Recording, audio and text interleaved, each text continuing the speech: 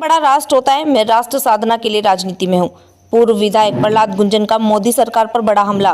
पूर्व विधायक प्रहलाद गुंजन ने प्रधानमंत्री नरेंद्र मोदी और भारतीय जनता पार्टी पर तीखा हमला बोलते हुए कहा, आज देश की राजनीति दिशा भटक चुकी है। उन्होंने कहा कि 31 मई को कांग्रेस पार्टी की संविधान बचाओ रैली केवल एक राजनीतिक आयोजन नहीं बल्कि राष्ट्र को बचाने की लड़ाई है।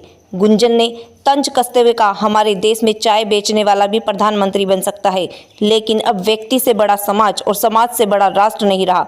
राष्ट्र की बात करने वाली पार्टी में अब केवल व्यक्ति पूजा शेष रही है। विचारधारा, समाज और राष्ट्र सब बोर हो चुके हैं। उन्होंने कहा, कभी नारा लगता था मोदी है तो मुमकिन है, लेकिन उन्होंने अपने राजनीतिक जीवन में कभी भी किसी व्यक्ति की इतनी पूजा नहीं देखी। गुंजन ने कहा, अगर सच बोलना बगावत है तो मैं बागी हूँ। लोकतंत्र में सब सच बोलना जरूरी है। मैं भाजपा में था तब कांग्रेस की आलोचना करता था, लेकिन अब सत्य की परिभाषा बदल गई है। प्रहलाद गुंजन ने बताया कि उन्होंने आत्मसम्मान से कभी समझौता नहीं किया। मैं घुटनों के बल नहीं चल सकता। बिना सिद्धांतों की राजनीति तो मुझे स्वीकार नहीं। जब सभी भाजपा में जा रहे थे, मैंने कांग्रेस का रास्ता चुना। जब मछलियां धारा के साथ बह रही थी, मैं उसके विपरीत दिशा में तैर रहा था। उन्होंने कहा कि वे भाजपा में रहते हुए भी मोदी की नीतियों के आलोचक रहे और भाजपा कार्यकर्ता इसे भली भांति जानते हैं। उन्होंने देश में बढ़ती तानाशाही प्रवृत्ति की ओर इशारा करते हुए कहा कि देश एक ही दिशा में जा रहा है। कोई गारंटी दे सकता है कि ये तानाशाही की राह नहीं है? गुंजन ने जोर देकर कहा कि संविधान और लोकतंत्र आज खतरे में है। उन्होंने कहा कि हमें भारत के संविधान को एक अमर कृति की तरह देखा है, जिसे मानवता की सबसे महान रचना कहा जा सकता था। अब उसी संविधान पर खतरा मंडरा रहा है। उन्होंने महाराष्ट्र और हरियाणा का जिक्र करते हुए कहा कि जनता धीरे धीरे समझने लगी है कि देश दिशा गलत है। 31 मई को कांग्रेस प्रदेश स्तर पर संविधान बचाओ के लिए जो आयोजन कर रही है वे ऐतिहासिक होगा। यह वही आंदोलन है जिसकी पृष्ठभूमि तैयार हो चुकी है, जैसे गांधी नेहरू युग में। गुंजन ने सभी नागरिकों और राजनीतिक दलों से अपील की है कि वे इस लड़ाई में साथ आएं, क्योंकि यह सिर्फ कांग्रेस की नहीं, देश के भविष्य की लड़ाई है। थोड़ी देर आपस में बातचीत नहीं और मोबाइल साइलेंट कर लेना।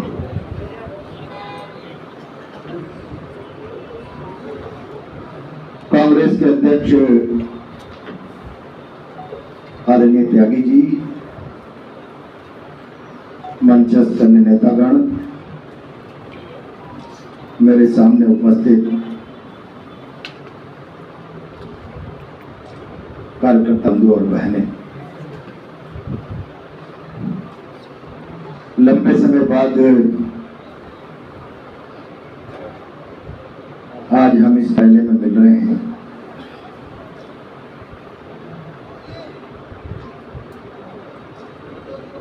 दस सालों तक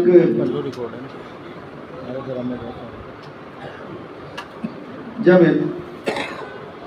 इस कार्यालय में हम बैठते थे,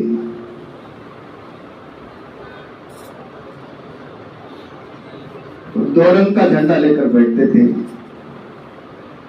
आज हम 3 रंग का झंडा लेकर बैठे हैं।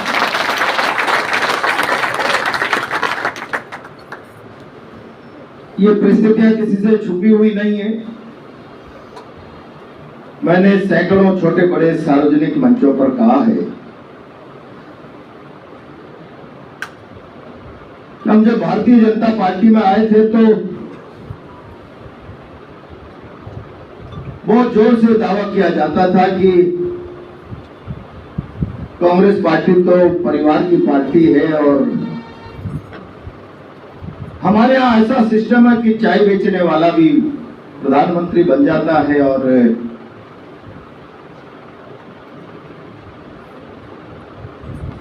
व्यक्ति से बड़ा समाज और समाज से बड़ा राष्ट्र। हम तो बने ही राष्ट्र साधना के लिए, और मैंने बहुत तेजी से उन बदलावों को देखा है। अब थोड़ी देर बैठ जाओगे, बैठ जाइए। मैंने तेजी से उन बदलावों को देखा है कि जब व्यक्ति से बड़ा समाज, दल और समाज से बड़ा राष्ट्र की बात करने वाली पार्टी में सारे संसार में सबसे ज्यादा व्यक्ति पूजा हो रही। व्यक्ति पूजा, राष्ट्र गौण हो गया, सरकारें गौण हो गई, दल गौण हो गया, विचारधारा गौण हो गई और नारे लगने लगे मोदी है तो मुमकिन है। सारे संसार में इससे बड़ी व्यक्ति की पूजा किसी राजनीतिक दल में मैंने मेरे जीवन में नहीं देखी। पूरे जीवन में मैंने सिद्धांतों का क्षय होते हुए 10 सालों में अपनी आंखों के सामने देखा है और सारे मुल्क ने देखा है। ये मुल्क उसका असेसमेंट करना जानता है कि नहीं जानता। और हम जब राजनीति में आए थे, विद्यार्थी राजनीति से भारतीय जनता पार्टी की में, तब हम लोग नारा लगाया करते थे, सड़क पर जब निकलते थे, पार्टी में आंतरिक लोकतंत्र की बातें होती थी और जब सैद्धांतिक चर्चाएं होती थी, सही को सही और गलत को गलत कहने का पैमाना तय होता था, तो हम लोग नारे लगाते थे। हम लोग नारे लगाते थे कि सच कहना अगर बगावत है तो समझो हम भी बागी हैं। अगर सच की भाषा को कोई बगावत की भाषा समझता है तो समझ लीजिए हम बागी हैं, लेकिन सत्य के साथ समझौता करने वाले नहीं।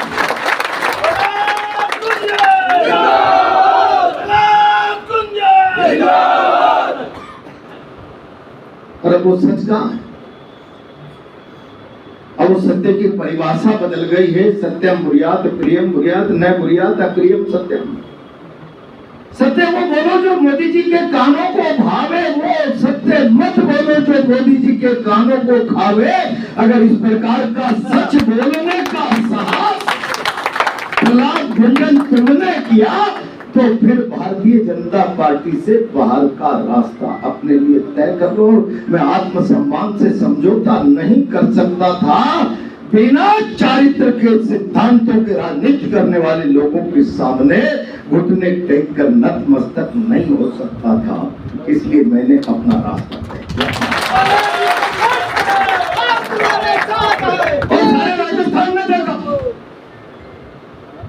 मैं कोई नई बात नहीं कर रहा हूं। मैंने रास्ता बदलते समय भी सारे राजस्थान के सामने सार्वजनिक रूप से कहा, मैं उस समय अपना रास्ता बदल रहा हूं जब लोग कांग्रेस और अन्य पार्टियां छोड़ के भारतीय जनता पार्टी की तरफ भाग रहे हैं और मैं भारतीय जनता पार्टी की सिद्धांत विहीन राजनीति को ठोकर मारकर मैं कांग्रेस में आ रहा हूं।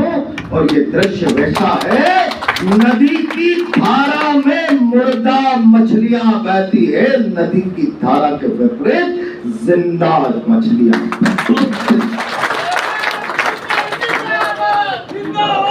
मैं बात इसलिए कह रहा हूं, मेरे सामने इस हॉल में आधे से ज्यादा लोग वो बैठे हुए जो भारतीय जनता पार्टी के समय भी इस हॉल में बैठकर मेरी जिंदाबाद के, भाजपा जिंदाबाद के नारे लगाया करते थे। आज उनके समझ में ये बात होनी चाहिए। मैं अभी कल परसों संविधान सभा की कार्यवाही कर रहा हूं, संविधान सभा, और संविधान सभा की पहली बैठक के अंदर संविधान सभा के सभापति सिद्धारमैया आचार्य कृपलानी उन्हें कुर्सी पर ले जाते और पहला भाषण करते हैं संविधान निर्माण की सभा का। तब वो एक लाइन में उनका भाव प्रकट होता है कि ये संविधान सभा एक ऐसा, ये संविधान सभा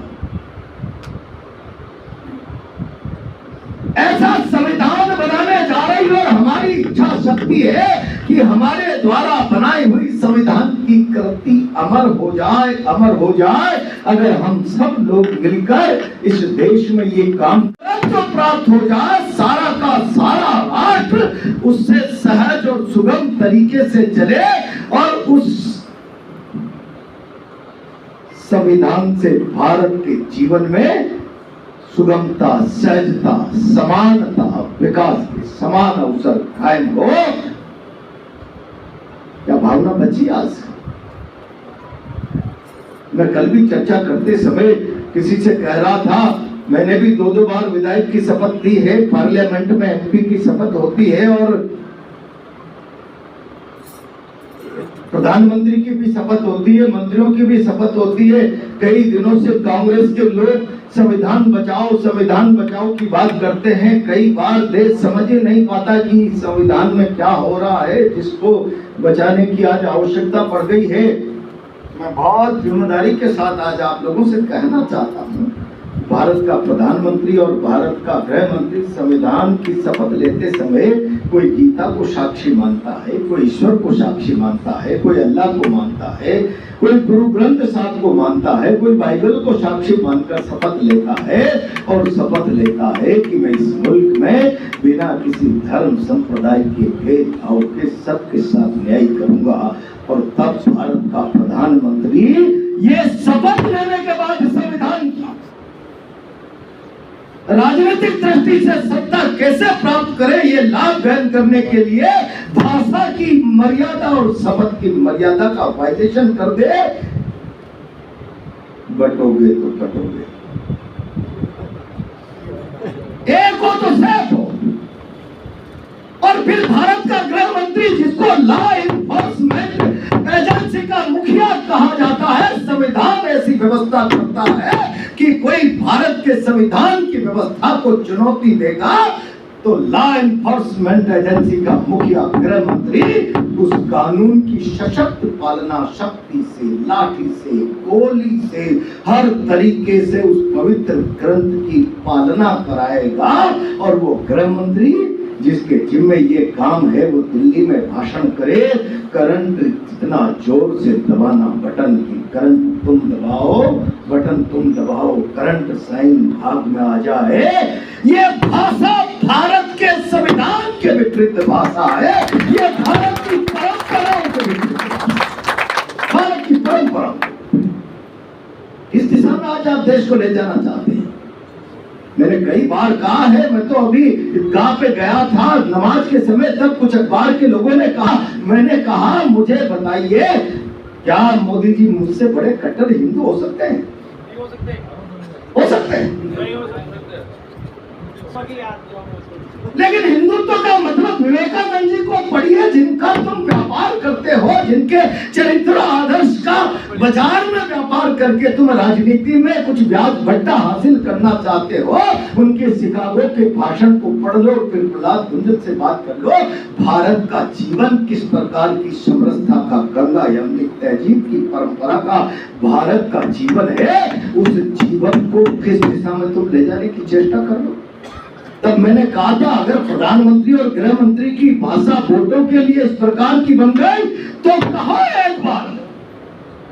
अब्राहम लिंकन ने कहा है कि दुनिया का कोई सा भी नथा 24 घंटे में उतर सकता है, लेकिन कोई चालाकी से धर्म का नशा चढ़ा दे तो पीढ़ियों तक चढ़ा रहता है, लेकिन वो नशा कहीं उस मुल्क के हितानुकूल होगा कि नहीं होगा, इस बात की कोई गारंटी नहीं है। और इसीलिए मैं कहता हूं मोदी जी, इस मुल्क के बुद्धिजीवी तबके के सामने जरा एक बार ये कहिए, कटोगे तो बटोगे, ये भाषा बोलोगे एक हो तो सेफ हो, और भाषा बोलोगे बटन यहाँ दबाना, करंट साइन भाग में आ जाए, हिंदू बटन दबाए, मुसलमान को झटका लग जाए। जरा एक बार कहिए, हमने पहली चौथी क्लास से पढ़ा था, विविधता में एकता, अनेकता में एकता, भारत की विशेषता।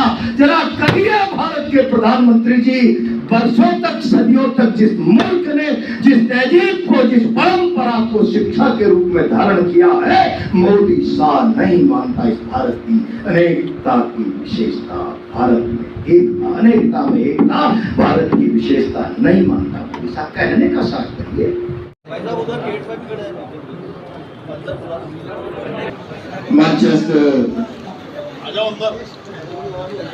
के सामने खड़े होकर ये कहने का, मैं भारत की गंगा जमुनी तहजीब की परंपराओं को नहीं मानता। कहाँ जा रहा है भारत? संविधान चौपट हो रहा है।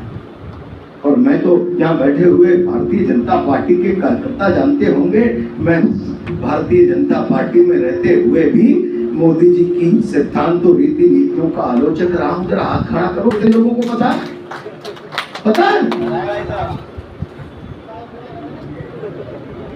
क्यों ना?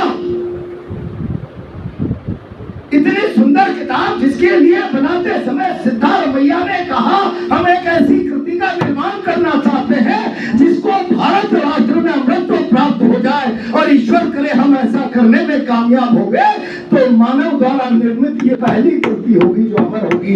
इस संसार में भगवान की बनाई चीजें ही अमर होती है, इंसानों की बनाई चीजें अमर नहीं होती। हमारा प्रयास इस पवित्र भावना के साथ संविधान बना हो जिसमें बहुदलीय दो दलीय व्यवस्था प्रजातंत्र के स्थायी पिलरों के रूप में कायम की गई हो, और 2014 की शपथ लेते ही पहला नारा दिया, कांग्रेस मुक्त भारत, कांग्रेस मुक्त भारत। और तभी मुझे लग गया अब ये भारत के संविधान को खतरा है। दो दलीय व्यवस्था अगर संविधान में कायम नहीं रहेगी तो देश का प्रजातंत्र स्थिर हो जाएगा, और ये प्रजातंत्र की अस्थिरता के संकेत मनोभाव को शब्दों के रूप में मोदी साहब ने प्रकट करके देश के सामने दे दिया। और बढ़ते बढ़ते बढ़ते आप भूखंड को कुछ भी करो, सत्ता अर्जित की जानी चाहिए। लोकसभा के बाद विधानसभा में 80 लाख मतदाता महाराष्ट्र में जुड़ा दो, जनादेश को कुचल दो। हरियाणा क्या चाहता है, क्या सोचता है, मीडिया क्या कह रहा है, सर्वेक्षण क्या कह रहे हैं, कोई मायना नहीं रखता। सत्ता चाहिए, सत्ता। आप लोगों को नहीं लगता कि ऐसा लगता है जैसे देश एक दलीय व्यवस्था की तरफ आगे बढ़ रहा है? और एक दलीय व्यवस्था देश में अगर कायम हो गई तो कोई गारंटी दे सकता है कि देश तानाशाही के रास्ते पर नहीं जाएगा? कोई मुझे इस बात की गारंटी दे सकता है? और इसीलिए चिंतित है कांग्रेस। ये जो सांप्रदायिक बातें आज देश में पैदा की जा रही है, जरा किताबें पढ़ा करो। भारत की नौजवान पीढ़ी का किताबों के साथ साक्षात खत्म हो गया।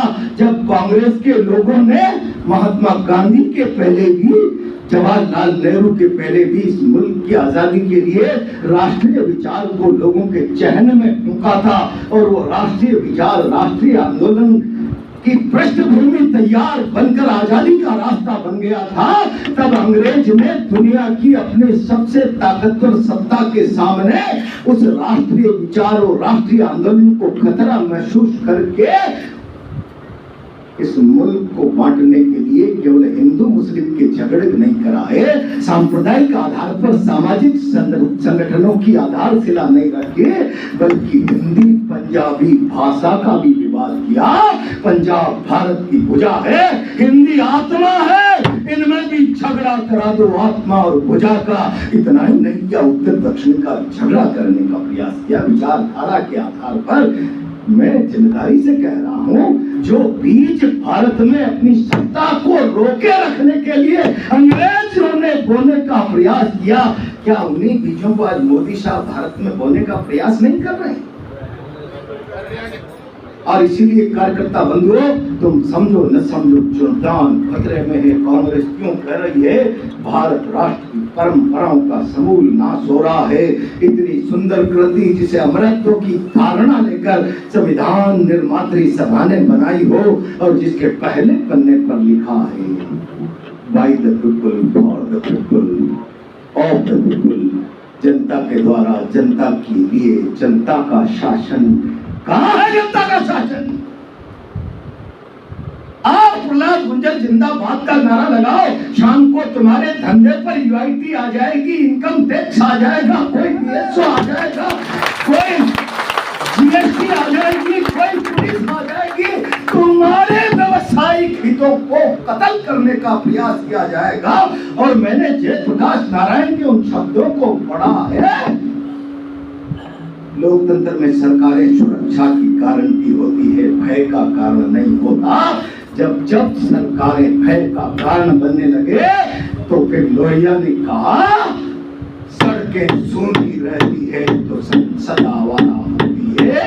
आज सड़कों के विरोध का मुंह कानून की जंजीरों और शासन की ताकत के भय से बंद करा के संसद आवारगी के रास्ते पर जा रही है। संसद आवारगी के रास्ते पर जा रही है। ये भारत के लिए चुनौती है। इस चुनौती को भारत को समझना होगा, और भारत ने और भारत के नौजवान ने नहीं समझा। क्या चर्चा हुई मीटिंग में? 31 तारीख को कांग्रेस पार्टी की संविधान बचाओ रैली है। प्रदेश अध्यक्ष और नेता प्रतिपक्ष दोनों पार्टी के नेता आ रहे हैं।